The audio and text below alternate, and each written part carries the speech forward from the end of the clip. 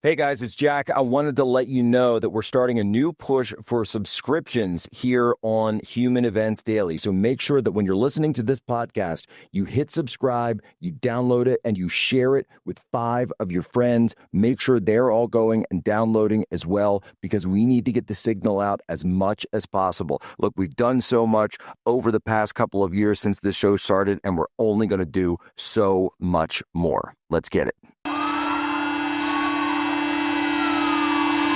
This is what happens when the fourth turning meets fifth generation warfare.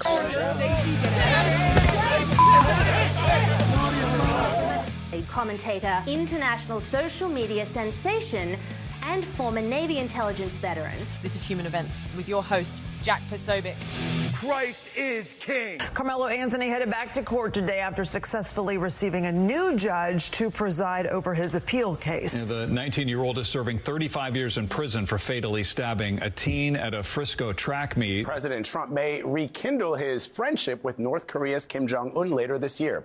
The president said Wednesday that he'd like to meet again with the country's leader as U.S. forces wrapped up joint military exercises with South Korea. Just days ago on Truth Social, the president said Kim Jong-un was unthreatening. This morning, North Korea fired 10 ballistic missiles into the sea. This morning, as the war with Iran approaches 6 months with no end in sight, President Trump suggesting he's in no hurry to resume negotiations. Maybe at some point, but right now, I think the situation is so good. Overnight, the president posting on social media that the U.S. will launch, quote, economic warfare and isolation on an unprecedented scale against Iran, calling it an economic D-Day.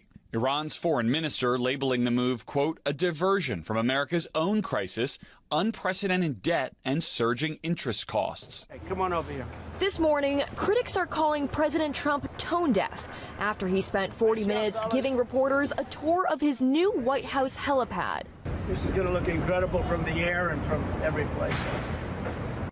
The total of his White House renovations, including the ballroom and other projects, will cost more than $900 million, according to the Washington Post. Unclear how much of that comes from taxpayers. They can have people go there for cocktails and then walk to the ballroom.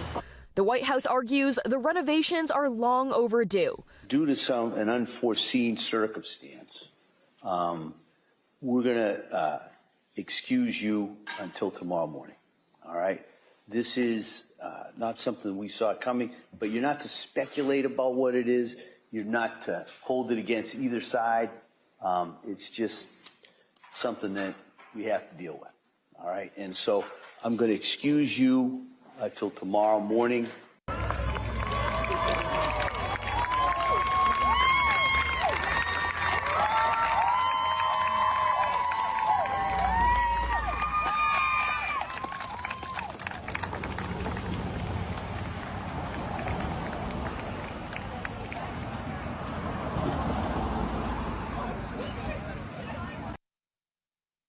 Well, ladies and gentlemen, welcome aboard today's edition of Human Events Daily. We're here live on Real America's Voice. Today is August 20th, 2026, Anno Domini.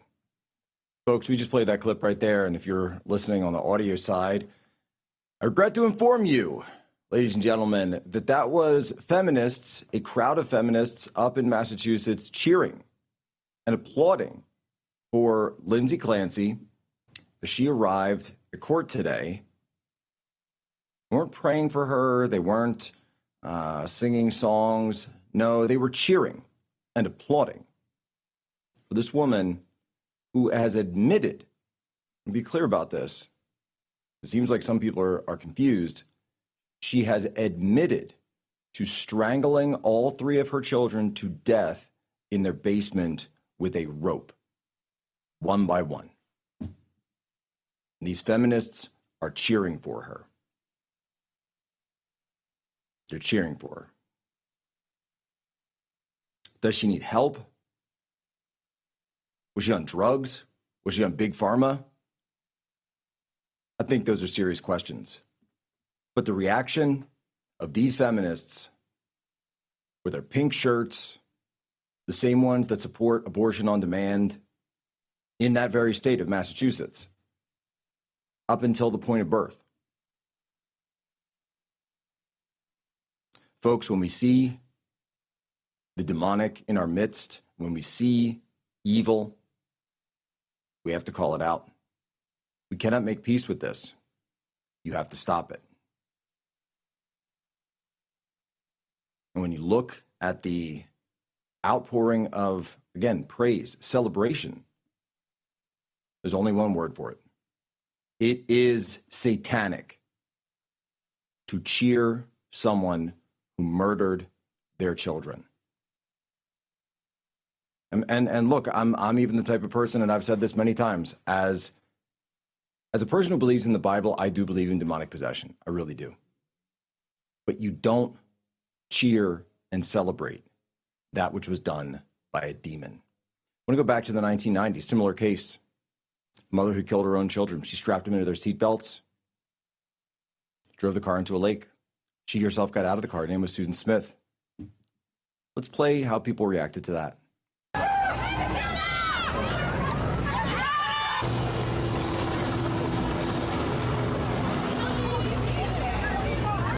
I mean, it's terrible to take 2 innocent little baby life. They don't even know what the world is about. They don't even know the beginning of school. They don't know nothing. And I feel she don't deserve the death. She deserves the same thing that she did to those people. It's sad. I mean, they don't sense in it. She can't be wrong knowing they cold and all the time knowing that they're in the bottom of this lake. There's no excuse. I would never forgive her for that.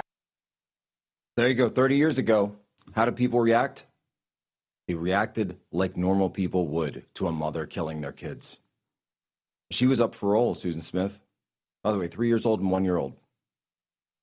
She was up for parole in 2024. Her ex-husband came out, spoke for the first time, and said never let her out because she's never been remorseful for what she did to their children. You cannot make peace with evil. What's the difference in 30 years? Social media. Social media has changed everything. We're going to talk about all that and more today here at Human Events Daily. Stick with us, Real America's Voice. Do not swipe away.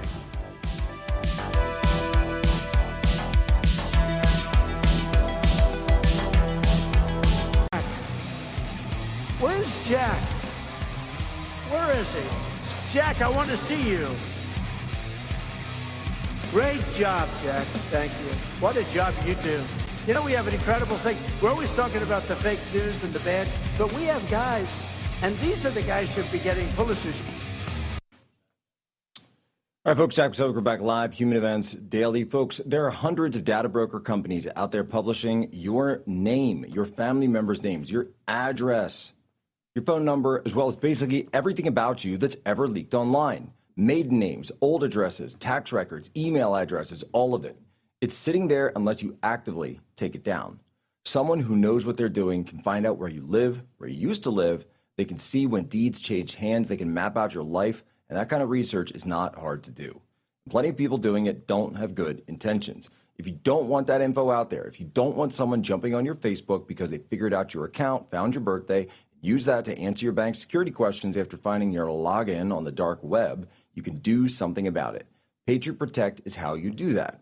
They get your information removed from broker sites before anyone gets the chance to use it. This isn't something you do after someone's already stolen from you. It's something you do in advance. Other services just alert you once your money's already gone. Patriot Protect makes sure you're unsearchable in the first place. A phone scam can run you thousands of dollars. It's way cheaper to head to patriot-protect.com and use promo code POSO for 15% off. You can find the link anywhere you go. Remember, it's simple. Patriot Protect. Just go to Patriot Protect and use promo code POSO. There's real benefit to being harder to find online. Get some digital camouflage in your life and become unsearchable. Well, folks, we just saw the news yesterday, and we've got someone on who's going to be joining us in just a few moments to describe all of this. Former Fauci advisor, Dr. David Morans, has pled guilty. Guilty, G-I-L-T-Y, guilty, to concealing COVID-related records. That's right, G-I-L-T-Y, that's how it's spelled. And this is huge because this is the first time that we've seen anyone close to Fauci, close to the COVID cover-up, the COVID scheme, gain of function, all the rest, specifically pleading guilty. Remember, he concealed federal records.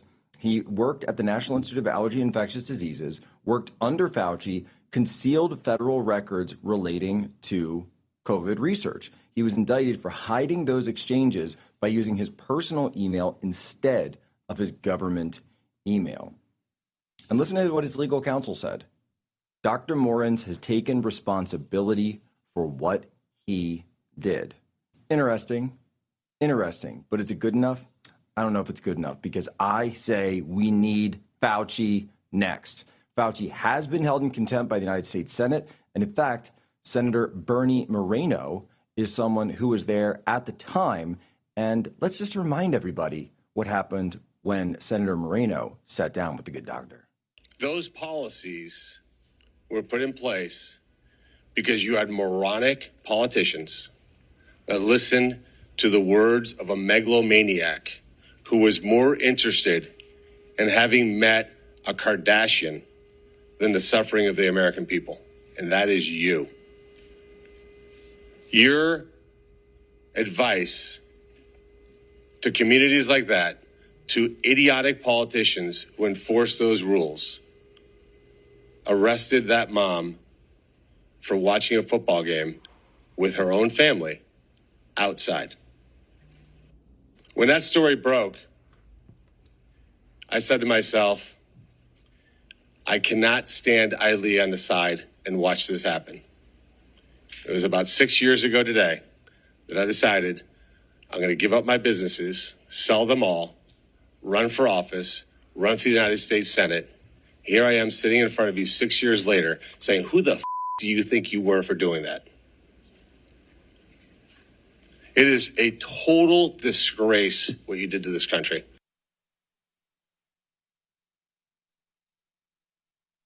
Folks, you look at these things. You look at these people, the condescension, and look, just from pure body language analysis, right? You can see the condescension all over Dr. Fauci's face, the way he's sort of looking down, not looking up at the senator, not maintaining eye contact, looking away, the little glimmers, the micro smirks that he's doing. You see it. You see all of it. You see how he hunches. See, even his collar, right? Even his collar is not straight on his back. He's hunching, right? He's hunching down. And you can see all of this. He knows what he did, but he doesn't care. And in fact, he feels that the people around him are meaningless. They don't matter. He can't be bothered to be there. And this is all just a big waste of his time because he's Mr. Important, because he's Mr. Perfect. He doesn't care what happened to those mothers. He doesn't care what happened to those children. He said, oh, making an omelet, you got to break a few eggs, I guess. That's the mentality. That's the behavior. But that's not what we want from our government. That's not what we want from any good government. It's not acceptable for any official, whether it be an elected official or, in this case, even worse, when it's an unelected official. And we've got now Senator Bernie Moreno joining us once again here on the program. Senator Moreno, how are you? Hey, Jack, how are you? I'm well, but I get heated when I see this clip with Dr. Fauci, and I congratulate you on what you said to him there. But tell us, that was my read on it, that he seemed condescending, like he seemed that you and everyone else in the room was just beneath him. Was that the way that you took that in the room? Are we missing something through the TV? Put us there. What was it like? Total and complete dripping condescension, zero remorse. This guy, through his diary, we now know what he was actually thinking in a moment back in 21 and 22. And all he cared about, what drove him, was being a celebrity. He loved the power. It was intoxicating to him. He knew that the advice he's giving was totally random, totally wrong. And, I was hoping, honestly, when I went into that hearing, that I'd hear some sort of humility, some sort of remorse. Hey, look, I'm sorry that I did what I did. I used the best information I could. Instead, we got more of the same, this dripping condescension and, quite frankly, disdain for the American people. Well, because that's exactly how it came across to me, just watching at home. It seemed as though he felt like you and everyone else who were questioning were just wasting his great time that he could be spending doing everything that we saw in the diary, posing for magazine shoots and going on national television and doing pretty much everything other than his actual job. Yeah, and what was even worse, and you didn't get a chance to show it here, was my Democrat colleagues were dripping all over him. They were praising him. This guy was the greatest, and how can you question science? This is 5 years later. Like, we know now that the 6 feet thing was totally ridiculous. The mask mandates were patently absurd, that the vaccine wasn't going to prevent you from getting COVID, that children were not affected, the schools should have never been closed, that we should have never have fired nurses and military members because they wouldn't take the shot. We know that now, but yet today the Democrats are still defending him like somehow he's their lord. Well, that's exactly right. And we see the impact of Fauci's decisions every single day when we go to the grocery stores.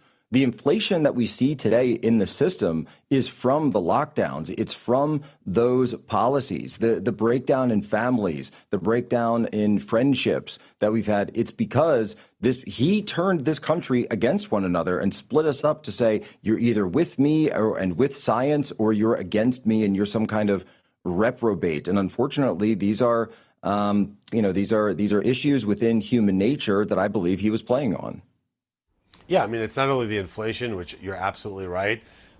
This was a massive swing in prices that crushed working families, but also teen violence, youth violence that we had because schools were closed. Like in the case of Cleveland, Ohio, because of moronic politicians there, those schools were closed for 18 months to in-school learning. So these kids were set back so far, and of that violence that you see now is a lack of hope, home prices, etc.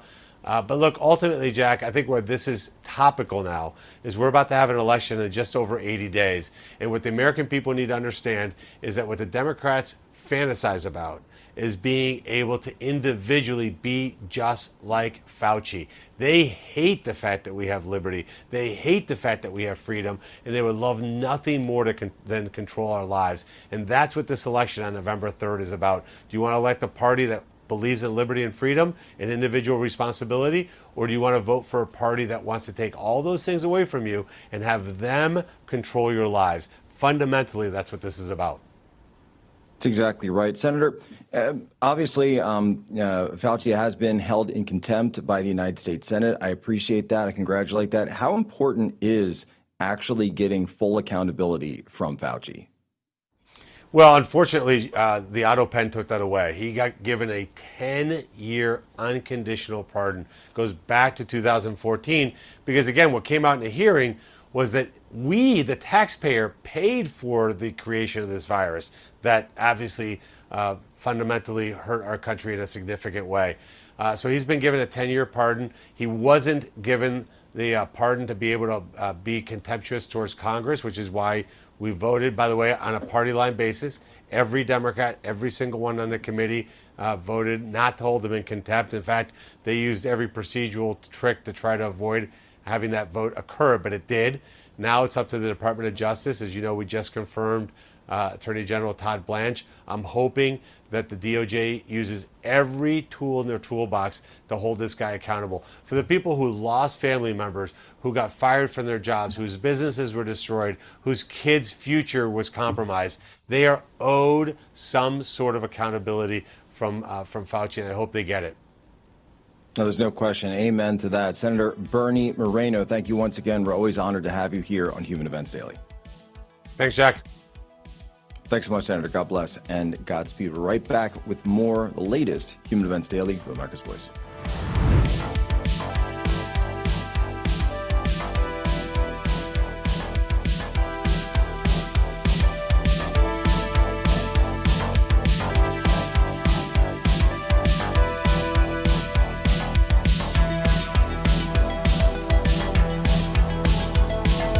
You talk about influencers. These are influencers.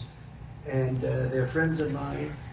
Jack Chauvin. Where's Jack? Jack, who's done a great job. All right, folks, Jack Posobiec back live here at Human Events Daily. Folks, so many brands today claim to stand for American values, but most of the time, it's all talk and no action. That's what makes Patriot Mobile different. For more than 12 years, Patriot Mobile has been living their values and standing in the gap for every American who believes freedom is worth fighting for. Their business was founded on a simple conviction. If culture is being shaped through that commerce, then Americans deserve a real conservative alternative. Every patriot does. So today, Patriot Mobile is America's only Christian conservative wireless provider, offering premium priority nationwide service on any of the 3 major U.S. networks with unlimited data plans, international roaming, and 100% U.S.-based customer support. And with Patriot Mobile, you can even have 2 separate networks on one phone, giving you unmatched coverage and peace of mind that you can't get with other carriers. Besides the great tech, what truly sets Patriot Mobile apart is their mission. Every year, Patriot Mobile contributes millions to organizations defending free speech, religious liberty, the sanctity of life, the Second Amendment, and America's future. Patriot Mobile isn't sitting on the sidelines either. They're on the front lines, fighting for our freedoms. Join the movement today. Go to patriotmobile.com/POSO or give them a call, 972-PATRIOT. Use promo code POSO for a free month of service. That's patriotmobile.com/POSO or call 972-PATRIOT to make the switch today. All right, I want to switch back to this Lindsay Clancy situation. We saw the videos of feminists lining the streets and cheering as this child killer, baby killer, was brought into court this morning. And I'll play again the clip from 1994, Susan Smith going to the courthouse after murdering her 2 children.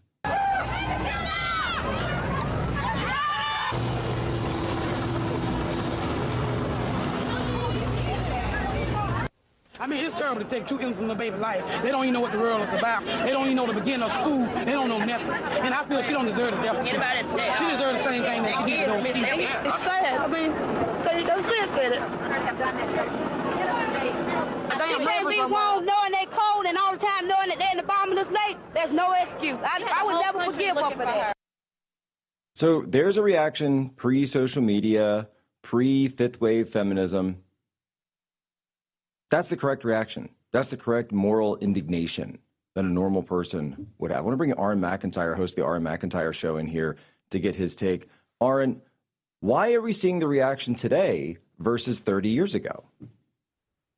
Well, I think there are several reasons, and one of them, like you pointed out, is most certainly social media. In the same way that when you have one trans kid in a classroom, all of a sudden you have 5 trans kids in the classroom. The same seems to be true with women's social media and the understandings of feminism, that once you see the attention or you see the focus from one woman about, complaining about the difficulties of raising her children, it seems very popular to seek similar attention by going online and sharing the same type of content. And this radicalizes women more and more. We see a lot of people complaining about the dangers of the online radicalization of men, that young men are getting way out of hand because of what they're seeing on social media. But very few conservative commentators are willing to say the same thing about women. And of course, women are radicalizing in exactly the opposite direction.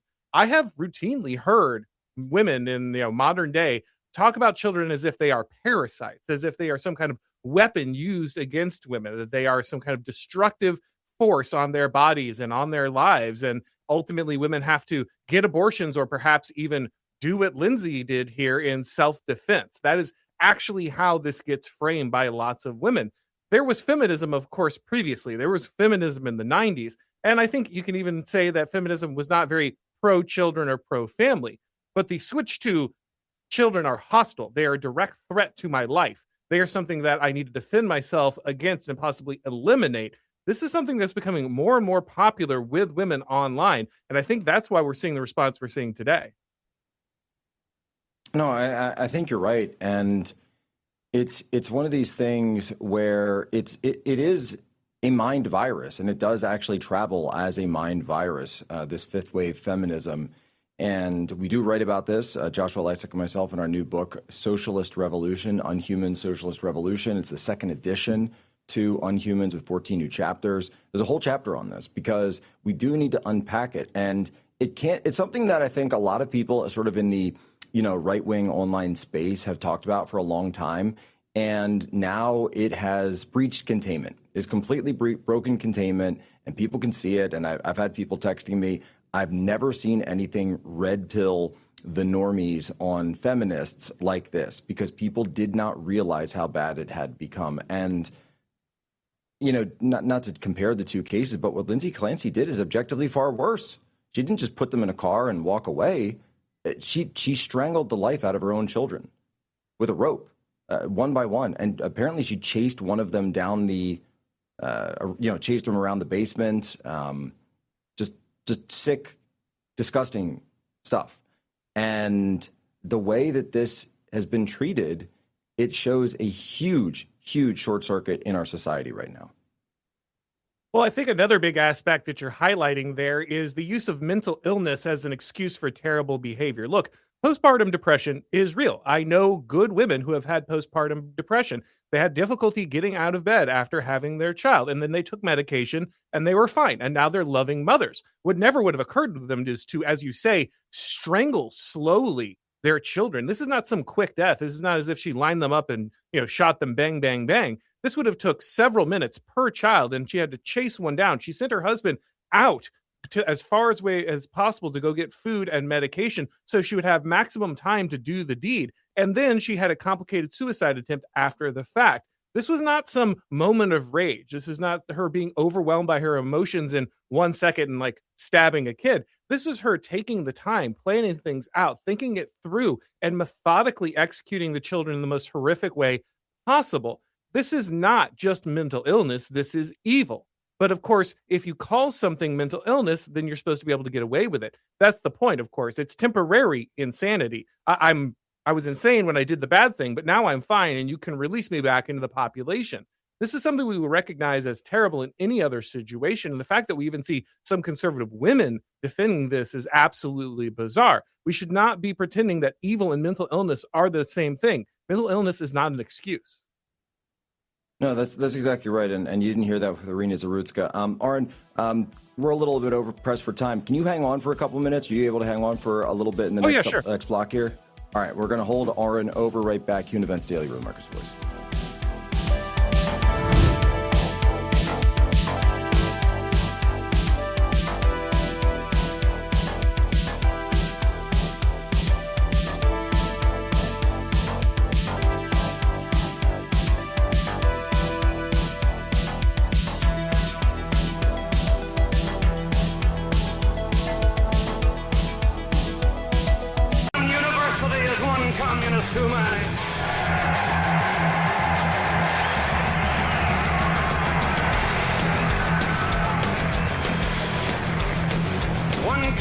Among the American advisors at Yalta was one communist too many. All right, folks, Jack Posobiec back live here, Human Events Daily, Real America's Voice. And I want to bring on Aaron McIntyre yet again. We're sort of finish up the interview we were talking about because, Aaron, I'm really struck by this, that, in 1994, when this Susan Smith case happened and she killed her two children, her two boys, I remember there were grunge bands made songs about it. Blind Melon made a song about it. There were other songs. There were specials. This was all over. And I'm not saying that that level of scrutiny hasn't been given here, but there was no celebration. There was no adulation. There was no praise. And I do think that social media and the contagion of this fifth wave feminism specifically, as well as this sort of cultural Marxist element of reversing victim and offender here, it plays a huge role. Because what do we always say that Marxism is? It's the reversing of victim and offender. And that's exactly what's going on here. Lindsay Clancy is not the victim. Her children are the victims. And yet I don't ever hear anyone on TikTok or these feminists referring to them or even trying to look at it from their perspective. And they've gone so far as to say that the actual oppressor in this case, right, there must be an oppressor, is the husband, and therefore she is actually the victim, and the deaths of the children are actually his fault. It sounds convoluted, but if you understand how cultural Marxism works, it actually makes sense. Yeah, there's a lot of parallels here to a case like Carmelo Anthony, where this guy decided to stab somebody because he allegedly said a word. We don't have evidence that Austin Metcalf did that, but simply the accusation was enough for people to draw a comparison where they said, well, he can't be held responsible for what he did. Once a black guy hears that word, I mean, there's just nothing he can do to control himself. And it seems like there's a similar case being made here where, women are strong and independent unless they do something wrong. And then Lindsay Clancy can't be held accountable because she's a woman and she is subject to all these hormonal forces, and it's the system that failed her. And ultimately, that's what went wrong. It was her husband, it was the doctors, it was the medical professionals. And don't get me wrong, maybe there were things that could have been done better, but we would never look at some man who had, murdered multiple women and then say, oh, well, the system has failed him. But Lindsay Clancy falls into one of these, as you say, kind of race communist, gender communist categories where she cannot be held responsible for what she does, no matter what it is. She needs to have all the responsibilities, all the freedoms. Women should be fully emancipated. But then if they do something evil, well, it's actually society's fault. It's men's fault. It's some kind of institution's fault, never the fault of the person who actually did the murder. No, it isn't complicated. They just hate men because they have completely flipped around this oppressor. They've added the oppressed oppressor lens to this, and they say whoever the man is, no matter what he's actually done, no matter what the evidence says, no matter what the facts say, no matter what the timeline says, the man must be the one at fault. It cannot be the woman, and this is why you see the sisterhood. And again, I actually spoke to someone who was there reporting on it, and he told me that not only were they all there together, but they were all live streaming, some of them with very small accounts. But I said, well, that's the entire point. It's all about the longhouse, the sisterhood, the hive, combined and being communal all at the same time, which again, these are all hallmarks of cultural Marxism. And I remind folks that the Bolshevik Revolution began with what? Oh, that's right, the women's strike on International Women's Day. Aaron McIntyre, where can people go to follow you? Thanks for having me again, man. I have the Aaron McIntyre Show. It's on YouTube, Rumble. You can go ahead and find it on any podcast platform. And of course, I am Aaron McIntyre on Substack and on Twitter. God bless, man. Thanks so much. Appreciate you being here. I want to switch gears now because huge news that's going on in the Derek Chauvin case. And I believe we have a clip of the Derek Chauvin's lawyer discussing with our good friend Liz Collin of Alpha News the new appeal that has been filed by Chauvin. Let's play that. So you have to essentially go back to the very beginning of this case, follow it all the way from the beginning. What did you find? What's going through your mind, I guess, when you discover this flaw? The only thing you have when you're a defense attorney, the only thing you have to build your case around, your defense around, is the criminal charges. So I want to emphasize how fundamental this is. If the charges themselves are illegal, as they were in this case, everything that follows from those charges is also illegal, including the trial, which was a fraud. The charges that were filed by the Hennepin County Attorney's Office, which were also unlawful because there was no grand jury convened and probable cause was found by a Hennepin County District Court judge. And that wasn't enough. Those charges weren't severe enough for the people who burned down Minneapolis. So the governor stepped in and assigned responsibility to Attorney General Ellison. What the rule requires is that the conveyance of authority be done in writing. So that didn't happen. But the bigger point is that the conveyance of authority from the Hennepin County attorney at the direction of Governor Walz only applies in cases where an indictment by a grand jury is required. Mr. Chauvin was a public officer. He was a licensed peace officer in Minnesota, and he was performing his duties as a police officer at all times relevant. So without that indictment, Governor Walz lacks the authority to assign this case to the Attorney General's office. All right, so there's the lawyer, and we're on with Liz Collin, the reporter, right now. Liz, how are you? Doing well, Jack. Thanks for having me back. How are you? Absolutely fine, and thanks for asking. I want to say congrats. I know I saw that Elon Musk has been sharing your videos and your reporting out to his, of course, millions upon millions of people, also tweeting multiple times, free Derek Chauvin, he's going through the case, actually. People are arguing with him, and he's tweeting out facts which clearly come from your work and your reporting, talking about how Chauvin called for the ambulance prior to the restraint, how as soon as he knew that Floyd had these complications, that he immediately sought medical help and did what he was trained to do as an officer. And again, so you've got the world's richest man and the owner of X calling for Derek Chauvin to be freed. And now, Liz, I do want to ask, and there was some legalese in there, so if you could break for us down, in English, this issue about the grand jury, Tim Walz being involved, how does that work? How does that overturn this conviction for Chauvin? Yeah, I will say, Jack, just grateful, obviously, for you having me on. And I know you've given so much attention to this case as well, and to Elon Musk. The facts really do speak for themselves in this case. And so many of us have been trying to get those facts out from the very start. And I don't really say this lightly after covering this case for so long, Jack, but this really is, I would call it a bombshell petition that was filed Tuesday in Hennepin County Court by Greg Joseph, who you heard from there on my podcast. He now represents Derek Chauvin. He's calling, frankly, the charges against Chauvin illegal, the trial of fraud. He's asking the charges to be dismissed. Now, those allegations of fraud pointed squarely at Governor Tim Walz and Attorney General Keith Ellison, a couple of names that obviously keep popping up here in Minnesota. And I just want to back up a bit. I know, the days are just so much of a blur for so many of us in Minneapolis. It was on fire, but May 25th, 2020.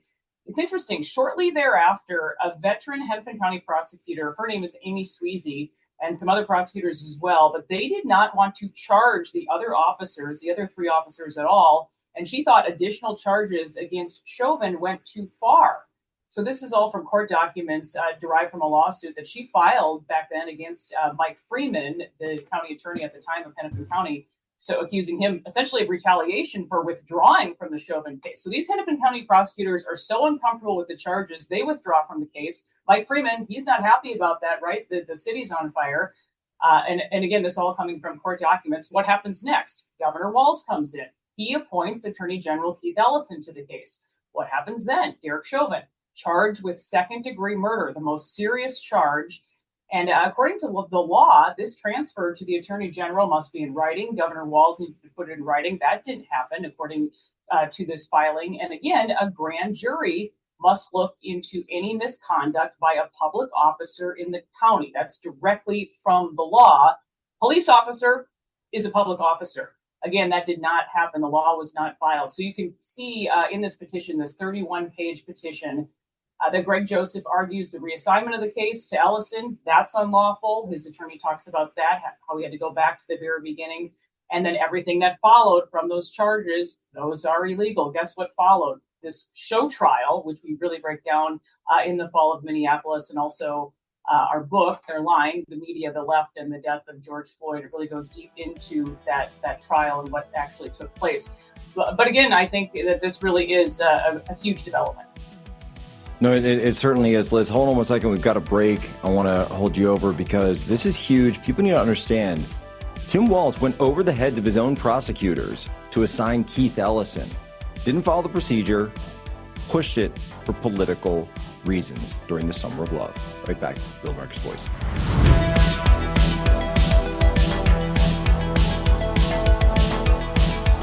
Call this the Jack Posobiec Appreciation Hour. I can say confidently, I think Josh Shapiro would be the vice presidential nominee if it wasn't for Jack Posobiec. And that is, I'm being honest. All right, folks, Jack Posobiec, we're back live with Liz Collin of Alpha News. Liz, you've been breaking so much news about the Derek Chauvin case. Of course, Elon Musk now sharing out your interviews, some of the past documentary work that you've done, digging into this, the corruption, the political choices. And it seems to me that that's exactly what this was, that Tim Walz pushed for the prosecution of Chauvin, pushed for the charging of Chauvin, which obviously overcharged, and did so breaking every procedure in the book so that he could ram this political trial down while he was in the midst, as you rightly say, he was in the midst of of riots and chaos in the streets of Minneapolis. So rather than do his job, what did he do? He turned this officer and the officers around him into scapegoats for his own dereliction of duty. Yeah, we've been looking it up here, Jack. This law, this state law about the willful and corrupt misconduct in office of all public officers in the county, this goes back more than 100 years in Minnesota. This is a violation not only of Minnesota state law, but federal law as well. What's also interesting, I'll let your viewers know that this actual detail was recently argued in another officer who was charged with murder, Ryan Lonergan, a Minnesota state trooper, charged with the murder for the death of Ricky Cobb.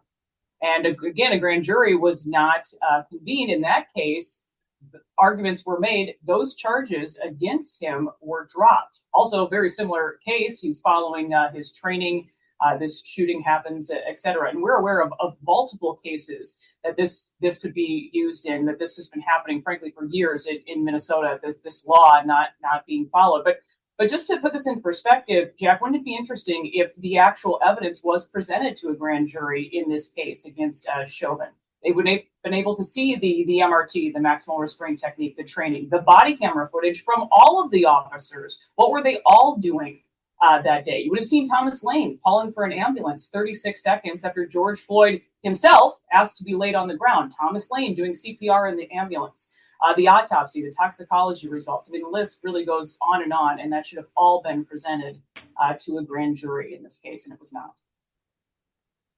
Well, and that's exactly right, because the grand jury then would have been able to take a look at all of these things. They may have returned charges, they may have not, but the point is that procedure was not filed here, and if procedure was not followed, then as a representative says, as Chauvin's representative says, then everything that follows from it must therefore be overturned because it's tainted. It's fruit of the poison tree at the end of the day. This was not followed precisely, and we know why it was. And the motive is obvious. The motive we're showing on the screen right now, it was the burnings, the attack on the 3rd precinct, the attack on police that was ongoing. And what did he do?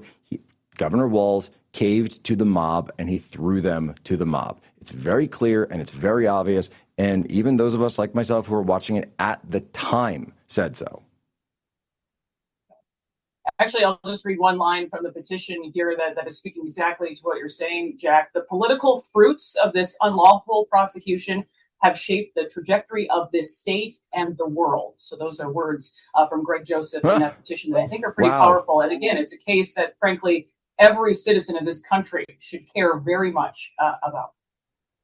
Well, I think that's right, Liz. And when I spoke at, I believe it was Turning Point America Fest 2004, and it was in the wake of President Trump's electoral victory, and I hadn't even really planned to talk about this, but it was in that vein of we are going to be righting wrongs, and that it occurred under what I view as the Biden regime those years. And pardons were being issued to a variety of people. People were being set out of prison. And someone that could not, I could not let out of my mind was Derek Chauvin. And the fact that he had been thrown to the wolves in such an obviously political case. Now, it's obviously complicated because you've got federal and state overlapping charges and cases here that he was caught up in. But at the end of the day, and Elon Musk, of all people, is now out there talking about it. At the end of the day, that regardless of whatever else he is, he did not have an intent to kill. He had no intent to kill and is therefore not guilty of the crime that he was convicted of. It's really as simple as that. And in addition, if the procedures were not followed correctly, then they simply have to overturn it. It couldn't be more clear. And that's why I said what I said up on that stage at America Fest. And Liz, now, let me ask you a procedural question, though. If this is overturned, then could charges be brought again? Would double jeopardy play a role?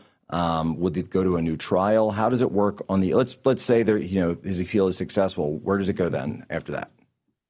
Well, basically, this judge is going to have 45 days to reply to this petition. And I will say that this judge, Paul Scoggins is his name, he has already declined another petition written by Greg Joseph with different arguments included.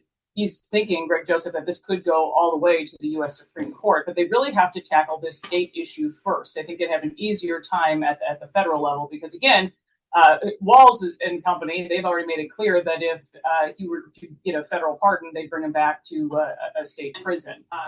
So from my understanding, no, they wouldn't be able to charge him again because this is all, these procedures that were not followed. He's already served 6 years in prison, more than 6 years at this point. The other 3 officers, they are all out. Tutau just recently out this past fall. But this petition mentions them as well. This is all, the law was not followed for their cases either. Again, the Hennepin County prosecutors actually on record saying they don't support charging the other officers as well. And Ellison's quick to swoop in and charge them. So this is really going to be interesting to watch. It's certainly going to take some moral courage from someone around here to fix this. And you're right, though. I just don't know how we just move forward until this is fixed. And this is just so much here, all based on lies. The truth matters.